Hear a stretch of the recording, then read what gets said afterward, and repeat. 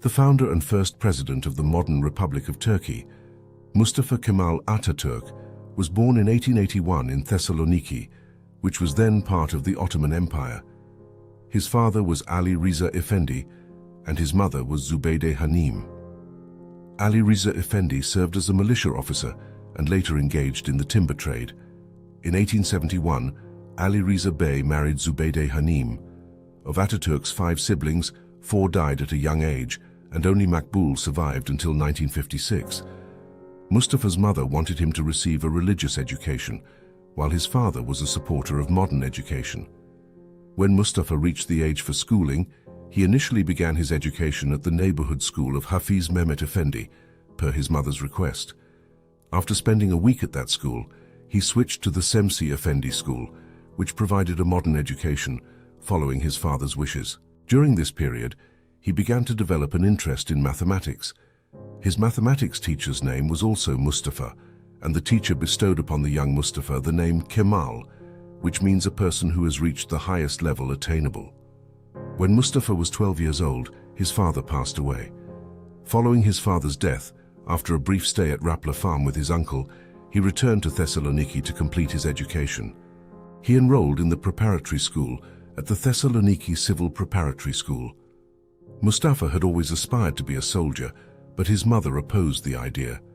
Secretly, he took military exams against his mother's wishes, and after winning with distinction, entered the military preparatory school in Istanbul in 1893.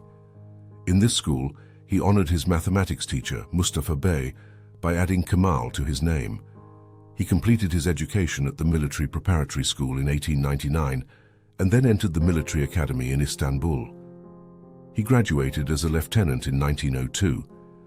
Continuing his education at the War Academy, he graduated with the rank of captain on January 11, 1905. During this period, the Ottoman Empire was ruled by the authoritarian Sultan Abdülhamid II. Some officers in the army were discontent with Abdülhamid's style of governance, including Captain Mustafa Kemal, who was not pleased with the regime and the Sultan. He frequently discussed this dissatisfaction with his friends.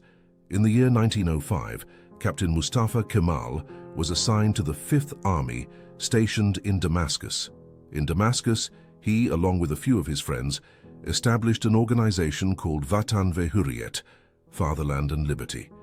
The aim of this organization was to advocate for the establishment of a parliament by the people, asserting that the public should have a say in governance.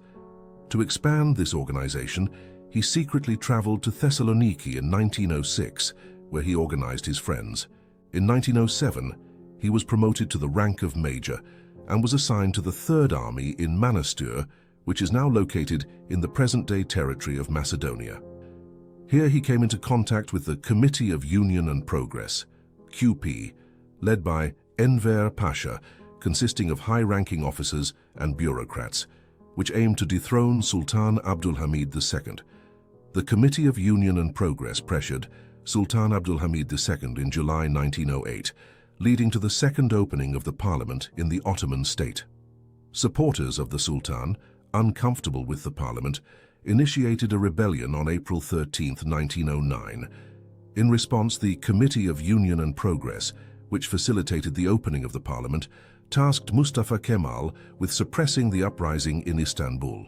He led the Movement Army, which entered Istanbul on April 19, 1909. After Enver Pasha arrived in Istanbul, Mustafa Kemal handed over his duties to Enver Pasha, and Sultan Abdülhamid II was dethroned on April 27, 1909. In 1910, Mustafa Kemal was sent as an observer to the Picardy maneuvers in the Picardy region of France, where Marshal Ferdinand Foch, the supreme commander of the British and French armies during World War I, was in command. Mustafa Kemal's words and observations after the maneuvers caught the attention of the French Marshal Ferdinand Foch. Despite the protocol breach of being a rank lower than a colonel, Foch invited him to a dinner he organized. He commenced his service at the General Staff in Istanbul in 1911. During the war that began with the Italian invasion of Tripolitania in 1911, Mustafa Kemal, along with a group of friends, traveled to the Tobruk and Derna regions and participated in the battles. On December 22, 1911, he achieved victory in the Battle of Tobruk against the Italians. He was appointed as the commander of Derna on March 6, 1912.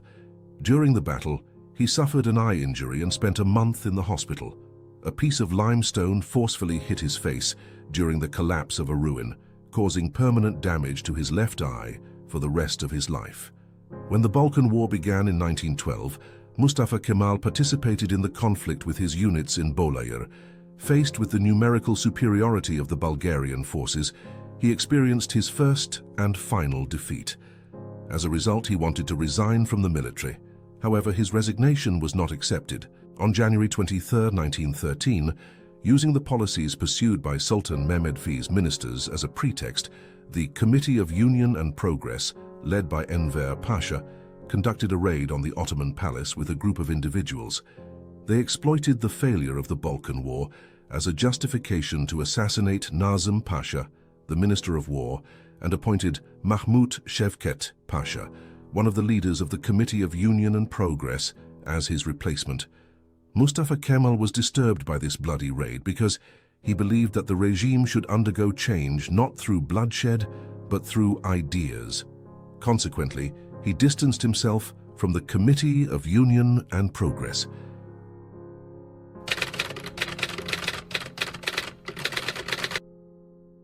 In 1913, he was appointed as the military attaché in Sofia.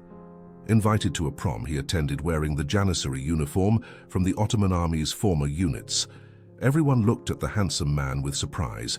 His blonde hair and blue eyes drew attention. During the prom, he met Dimitrina Kovacheva, the daughter of General Stilian Kovachev. The two fell in love.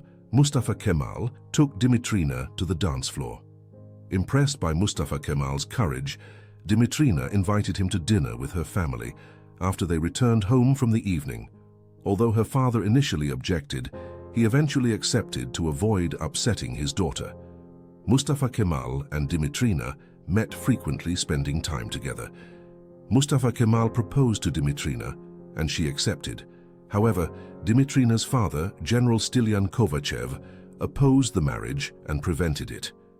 During this assignment in 1914, he was promoted to the rank of lieutenant colonel. With the onset of the First World War, he had to leave his beloved and Sofia.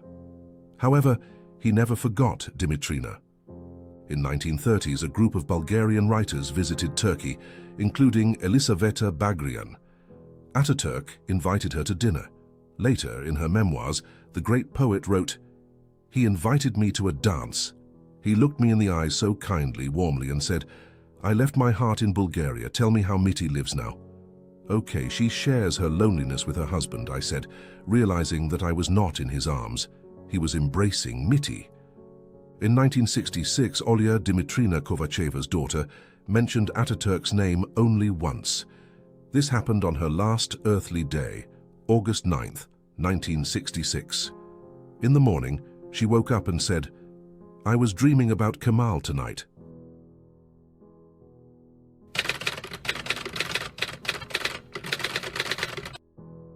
Mustafa Kemal wrote a heroic saga in Gallipoli and displayed a defense that led the Allied powers to declare Gallipoli impassable.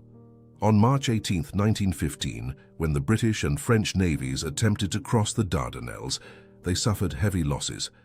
On April 25, 1915, enemy forces landing at Arăburnu in the Gallipoli front were halted by Mustafa Kemal's 19th Division in the Conk-Bayırı region. In recognition of this success, Mustafa Kemal was promoted to the rank of colonel. On August 6–7, 1915, the British initiated another attack at Arăburnu in the Gallipoli front. Mustafa Kemal, serving as the commander of the Anafartalar Group, won the Battle of Anafartalar on August 9 at 10. Following this victory, further successes came with the battles of Kireçtepe on August 17th and the Second Battle of Anafartalar on August 21st. In the clashes at Conk-Bayırı, shrapnel from a bomb struck his chest, causing injuries. Colonel Mustafa Kemal describes this incident in his memoirs as follows. On August 10, 1915, news of my injury could have caused panic across all fronts. The watch in my pocket, directly over my heart, was shattered. Until evening that day, I continued to fight at the head of the troops, with even greater determination. However, that shrapnel left a deep bloodstain on my body over my heart, which persisted for months. On the same night, August 10th, I gave the shattered watch, which had saved me from certain death, as a memento to the army commander, General Liman von Sanders Pasha. In the Gallipoli campaign, the Ottoman army suffered approximately 253,000 martyrs. When Mustafa Kemal's soldiers ran out of ammunition, he issued the command, "Fix bayonets," and later declared, "I am not ordering you to attack, I am ordering you to die. By the time we die, other forces and commanders may take our place." This command changed the fate of the front. After the Gallipoli campaign, Mustafa Kemal served in the cities of Edirne and Diyarbakir. In 1916, on April 1, 1916, he was promoted to the rank of Brigadier General. He fought against Russian forces and reclaimed the occupied cities of Mush and Bitlis. After a brief period in Damascus and Aleppo, he returned to Istanbul in 1917. Together with Prince Vahdettin Effendi, he traveled to Germany and conducted inspections on the front lines. After this journey, he fell ill and received treatment in Vienna and Carlsbad. On August 15, 1918, he returned to Aleppo as the commander of the 7th Army. On this front, he led successful defense battles against British forces. Following the Armistice of Mudros on October 30, 1918, he returned to Istanbul on November 13, 1918, and assumed his duties in the Ministry of War. During the days when Istanbul was under occupation, Mustafa Kemal held secret meetings with his friends. In these gatherings, decisions were made regarding political participation in the parliament to change the government in Istanbul. Later, efforts were directed towards stopping the disbandment of the army, hiding weapons and ammunition, transferring young officers to Anatolia, retaining bureaucrats loyal to national views in their positions, and boosting the morale of the people. However, on December 21, 1918, Sultan Vahdettin closed the parliament, becoming the sole authority in the country. Disheartened politically, Mustafa Kemal, as the Inspector General of the 19th Army, was sent to Samsun on May 19, 1919, with a military delegation consisting of his close friends. Unable to tolerate the occupation of Ottoman territories, Mustafa Kemal rebelled against Sultan Vahdettin's failure to take action concerning the occupied lands. Frustrated politically, he resigned from the Ottoman army and initiated a civilian national struggle. On June 22, 1919, in the city of Amasya, Mustafa Kemal issued a proclamation stating, "The will and determination of the nation will reclaim the independence of the nation." The publication of this proclamation led to the convening of the Sivas Congress, held between July 23 and August 7, 1919. He was warmly welcomed in Ankara on December 27, 1919. On April 23, 1920, along with his followers and prominent military figures, Mustafa Kemal disregarded the Ottoman state in Istanbul and opened the Grand National Assembly of Turkey in Ankara, establishing a new government. This assembly symbolized a significant step in the foundation of the Republic of Turkey. Under the leadership of the assembly and Mustafa Kemal, the government enacted and implemented the necessary laws for the successful conclusion of the War of Independence. The Turkish War of Independence began with the first shots fired against the Greek forces that had occupied the city of Izmir on May 15, 1919. Initially known as the Kuvayi Milliye, or National Forces, they fought against the Allied powers, victorious states of the First World War. These powers aimed to partition the Ottoman Empire with the signing of the Treaty of Sèvres on August 10, 1920. The Grand National Assembly of Turkey established regular armed forces and successfully concluded the war by integrating the national forces into the army. Under the leadership of Mustafa Kemal, the Turkish War of Independence was won, and on September 19, 1921, the Grand National Assembly of Turkey conferred upon him the titles of Marshal and Ghazi. The Turkish War of Independence came to an end with the signing of the Treaty of Lausanne on July 24, 1923. On October 13, 1923, the administration of the Republic was accepted, and Mustafa Kemal was unanimously elected as the first president of the Republic. On October 30th, 1923, İsmet İnönü formed the first government of the Republic. The Republic of Turkey began to rise based on the principles of sovereignty unconditionally belongs to the nation and peace at home, peace in the world. Mustafa Kemal implemented a series of reforms with the goal of raising Turkey to the level of contemporary civilizations. He abolished the monarchy, changed the country's regime to a republic, ensured equal rights for women, advocated for women's presence in parliament, granted women the right to vote in elections, introduced the surname law, initiated the alphabet reform, and transitioned to the use of the Latin alphabet. He also adopted international standards for time, calendar, and measurement units, introduced a secular legal system, and implemented economic reforms to promote agriculture, leading the establishment of 46 factories between 1924 and 1938. According to the surname law, on November 24, 1934, the Turkish Grand National Assembly granted Mustafa Kemal the surname Atatürk, meaning Father of the Turks. According to the constitution, presidential elections were held every 4 years. Atatürk was re-elected as the President of the Republic by the Turkish Grand National Assembly in 1927, 1931, and 1935. As the President, he frequently organized national tours to inspect state activities on site. He gave instructions to solve any problems and ensure the alignment of policies. As the head of state, he hosted foreign heads of state, prime ministers, ministers, and military leaders visiting Turkey. But he never made visits abroad. Between October 15, 1927, Mustafa Kemal delivered a significant speech recounting the Turkish War of Independence and the establishment of the Republic. Additionally, on October 29, 1933, to commemorate the 10th anniversary of the Republic, he wrote a book titled Nutuk, the Address. Encountering differences of opinion with his friends over transitioning to a multi-party system, he encouraged them to establish political parties and participate in elections. He enacted laws to ensure the military did not interfere in politics. In 1934, for the families of the Australian and New Zealand Army Corps, ANZAC, soldiers who died at the Gallipoli front, he published a letter and said, "Those heroes that shed their blood and lost their lives, you are now lying in the soil of a friendly country. Therefore, rest in peace. There is no difference between the Johnnies and the Mehmets to us where they lie side by side in this country of ours. You, the mothers who sent their sons from faraway countries, wipe away your tears. Your sons are now lying in our bosom and are in peace. After having lost their lives on this land, they have become our sons as well."